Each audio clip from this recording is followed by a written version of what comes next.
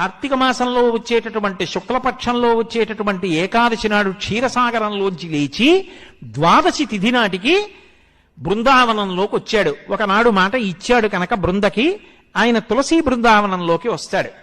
అందుకే ఆ రోజున ఆరాధన, విష్ణు సహస్రనామ స్తోత్ర పారాయణం, దీపాలు పెట్టడం అన్నీ కూడా క్షీరాబ్ది ద్వాదశి అని ఆ తులసి చెట్టు దగ్గర చేస్తారు.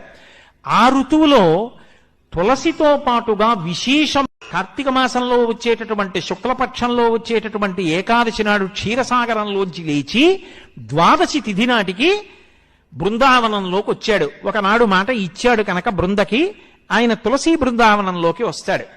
అందుకే ఆ రోజున ఆరాధన, విష్ణు సహస్రనామ స్తోత్ర పారాయణం, దీపాలు పెట్టడం అన్నీ కూడా క్షీరాబ్ది ద్వాదశి అని ఆ తులసి చెట్టు దగ్గర చేస్తారు.